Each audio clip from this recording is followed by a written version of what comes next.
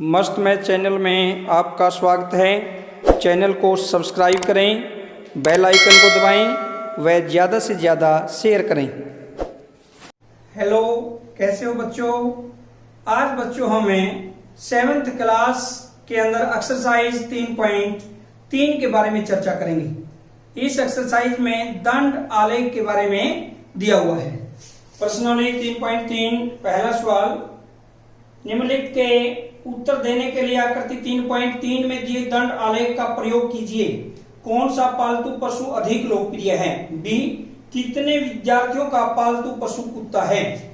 बच्चों यहाँ पर आकृति 3.3 आपके सामने, इस आकृति को ध्यान से देखिए। इस आकृति को देखने के बाद हम जो ये दंड आलेख दिए हुए हैं, इसमें सबसे जो बड़ा दंड आलेख आपको दिखाई दे रहा है, सबसे बड़ा दंड आलेख क्या है? इसमें बिल्लियों का सबसे बड़ा दंड आलेख है। इसलिए प्रश्न ए पार्ट का कौन सा पालतू पशु अधिक लोकप्रिय है, हम कहेंगे बिल्लियां, क्योंकि इसका दंड आलेख सबसे बड़ा है। इसका अर्थ क्या हुआ कि बिल्लियां सबसे क्या है, अधिक लोकप्रिय है। सेकंड पार्ट, कितने विद्यार्थियों का पालतू पशु कुत्ता है? आकृति में देखिए, कितने कुत्ते के सामने उर्ली साइड में कितने दिखाई दे रहे हैं? उसके दंड आलेख के शीर्ष के सामने 8, तो इसका मतलब है कितने हैं? 8। ये आ जाएगा। सेकंड पार्ट पे क्या आएगा? कितने विद्यार्थियों का पालतू पशु कुत्ता है? 8 विद्यार्थियों का। ये था आपका प्रश्न नंबर 1। प्रश्न नंबर 2 आपके सामने है। निम्नलिखित दंड आलेख को पढ़िए, जो एक पुस्तक भंडार द्वारा 5 क्रमागत वर्षों में बेची गई पुस्तकों की संख्या दर्शाती है, और आगे आने वाले प्रश्नों के उत्तर दीजिए।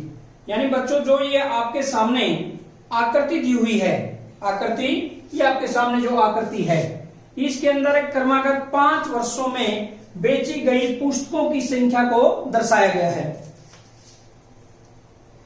उसके प्रश्न क्या है? पहला, वर्ष से 1989, 90 और 92 में प्रत्येक में लगभग कितनी पुस्तकें बेची गई? बच्चों 1989 में देखिए आपके सामने आकृति है। यहां पर 0 से लेकर जो आकृति में पुस्तकों की संख्या, क्योंकि 1 सेंटीमीटर स्केल हमने 100 पुस्तकों के बराबर मानी है। 1 सेंटीमीटर आपके सामने दर्शाया गया है। 1 सेंटीमीटर स्केल बराबर किसके? 100 पुस्तकों के।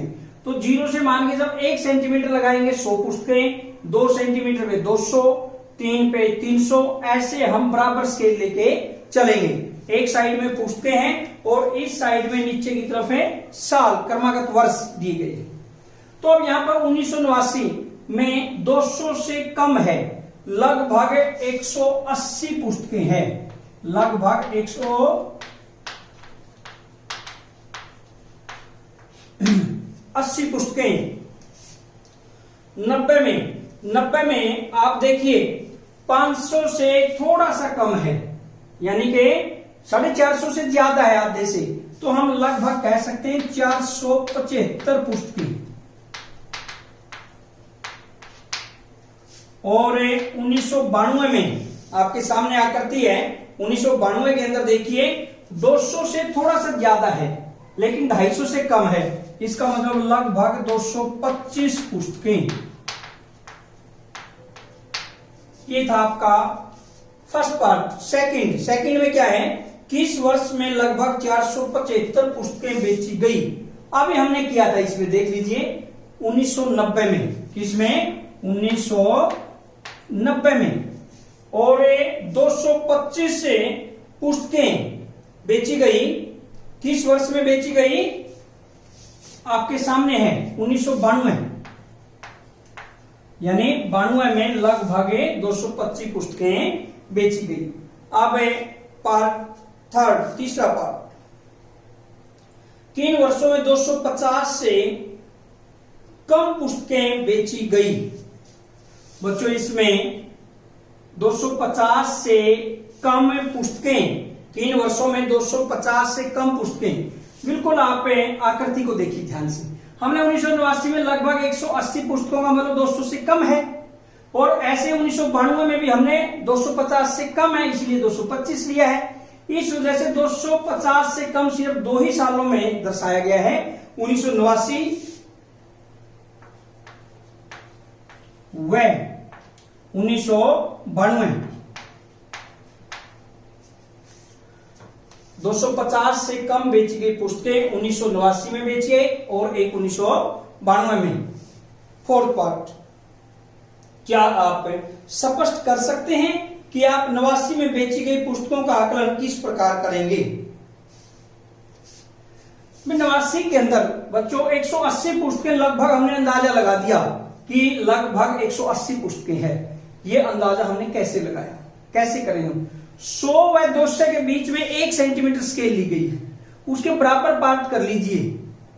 1 सेंटीमीटर के 1 सेंटीमीटर के क्या करेंगे? बराबर। मान लीजिए 10-10 पे पार्ट कर लेते हैं। क्यों? क्योंकि 1 सेंटीमीटर में जैसे डेसी, सेंटी, मिली, मिली छोटी इकाई है सेंटी से भी, तो 1 सेंटीमीटर में 10 मिलीमीटर होते हैं। तो उसमें 1-1 मिलीमीटर के 10 बराबर हिस्से कर लीजिए, फिर अपने आप ही अंदाजा आपको आ जाएगा कि जैसे उसके 10 किए ना, तो 100 के बाद है उसमें 10 पार्ट करेंगे, 8 पार्ट पर 1989 है उसके सामने। इसका मतलब 180 लगभग पुस्तकें हैं। हम क्या करेंगे? 200 है 100 के बीच की दूरी को बराबर हिस्सों में बांटकर 200, 100 है 200 के बीच की दूरी को समान हिस्सों में विभाजित करके या बांटकर,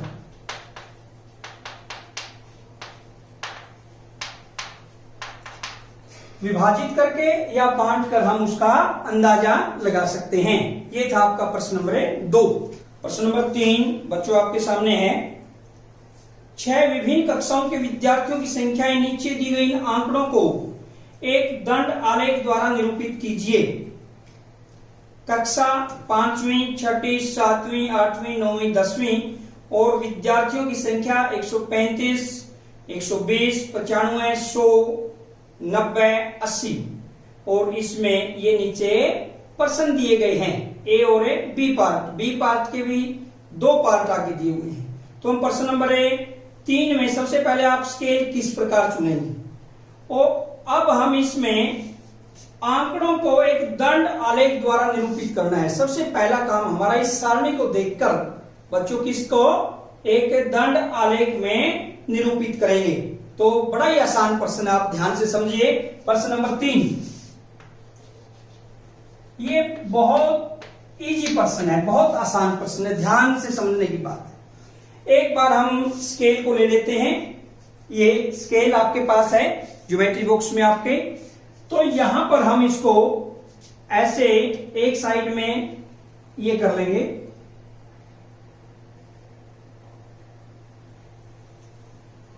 बिल्कुल इस प्रकार से आप ले सकते हैं। ऐसे ये एक नीचे से ऐसे ऐसे करके बच्चों एक हम ये लेंगे।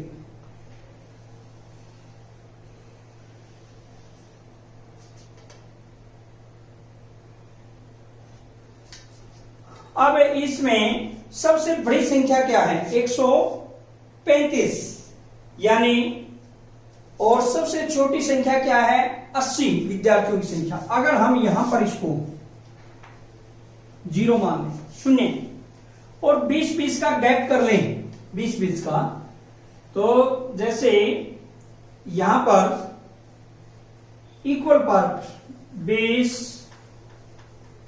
40, 60, 80, 100, 120, 140, यहां तक इसके ये इक्वल पार्ट कर लिए बच्चों हमने। ये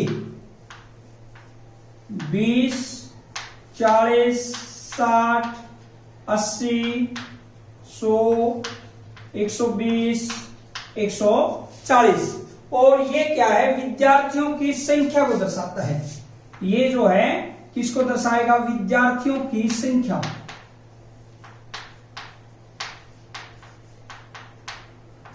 विद्यार्थियों की संख्या को दर्शाएगा ये 20, 40, 60, 80, 100, 120, 140।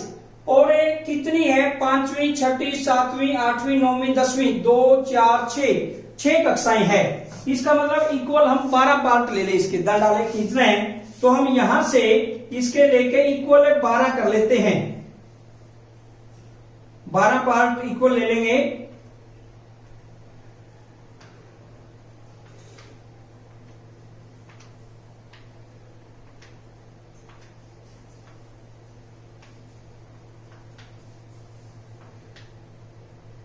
ये 12 पार्ट कर लिए हमने, ये भी इक्वल करेंगे। अब इसमें क्या है, दंड आलेख खींचना हमने 5वीं 6वीं 7वीं 8वीं। अब इसमें स्केल क्या मानी हमने, जो ये संख्या है 1 सेंटीमीटर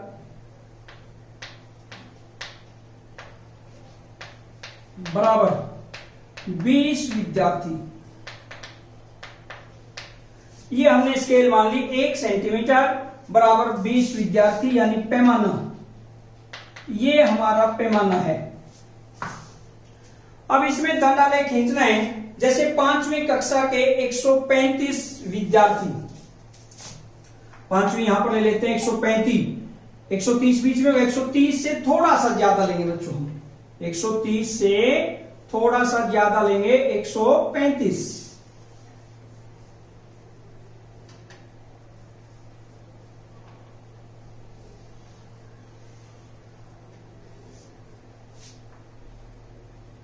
ये 135 ये दंड आलेख हो गया, और ये आएगा 5वीं कक्षा, यहां पर हम लिख देंगे 5वीं, या इसके अंदर भी लिख सकते हैं। उसके बाद 6ठी कक्षा 120, एक को छोड़ दीजिए, 6ठी में 120 यहां तक ले लीजिए, यहां तक लेंगे, यहां तक ये और ये ऐसे मिला दीजिए इसको 120।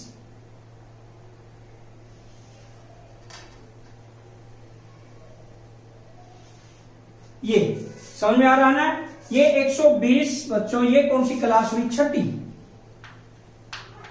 यहां पर है 6ठी। 7वीं में कितने हैं, 95, इसका मतलब यहां से लेके 100 से थोड़ा सा कम, यहां तक ले लेंगे 95 95। ये अब यहां से इसको मिला दीजिए,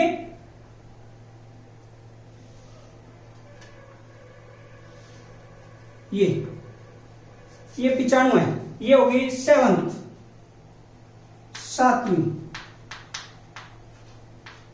ये 7वीं कक्षा। 8वीं में 100, बिल्कुल इसके इक्वल यहां पर 100 के, ये यहां से इसको मिला दीजिए, 100 है, ये कक्षा होगी 8वीं, यहां पर हमें 8वीं दर्शाएंगे। फिर 9वीं में कितने हैं, 90, एक एक छोड़ के ऐसे दंड आलेख बनाएंगे। 9वीं में 90, 100 से 100 और 80 के बीच में, यहां से लगभग ये 9वीं में 90 90, ये क्लास होगी 9वीं, ये 9वीं है।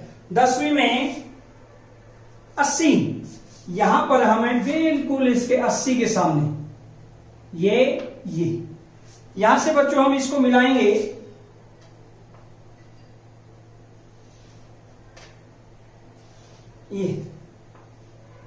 ये कक्षा हुई 10वीं।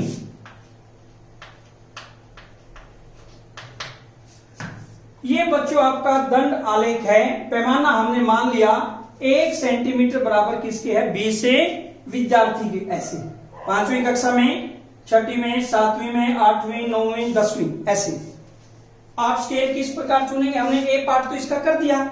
सेकंड, निम्नलिखित प्रश्नों के उत्तर दीजिए। बी का फर्स्ट पार्ट, बी का फर्स्ट, किस कक्षा में विद्यार्थियों की संख्या अधिकतम है, किस कक्षा में न्यूनतम, किस कक्षा में विद्यार्थियों की संख्या अधिकतम है, और किस कक्षा में न्यूनतम, ये हमने इसमें बताना है।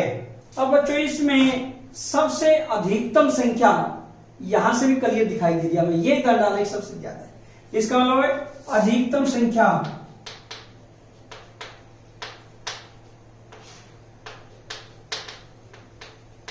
बराबर पांचवी, पांचवी में सबसे ज्यादा है।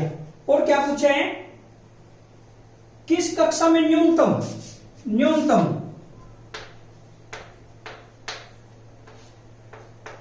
सबसे कम कौन सी कक्षा में, यहां पर आपके सामने दिखाई दे रहा है 10वीं, 10वीं कक्षा में सबसे न्यूनतम है। सेकंड पार्ट, कक्षा 6 के विद्यार्थियों की संख्या का कक्षा 8 के विद्यार्थियों की संख्या से अनुपात। सेकंड पार्ट बी का, कक्षा 6 में कितने विद्यार्थी, 120, और कक्षा 8 में 100, तो उनका अनुपात ज्ञात करना है, 120 अनुपात में 100। ये छठी कक्षा के, देख लीजिए यहां से 120, ये 8वीं कक्षा के हैं आपके सामने 100, तो इनका अनुपात ज्ञात करेंगे 120 अनुपात में 100। 2 × 12, 2 × 10, यानी हम कह सकते हैं 6:5। ये था आपका सेकंड पार्ट, प्रश्न नंबर 3। आज की वीडियो में बच्चों इतना ही। सेकंड पार्ट इसी वीडियो का हम लेकर आएंगे, उसमें प्रश्न नंबर 4 से 6 तक चर्चा करेंगे। तब तक के लिए जय हिंद, जय भारत।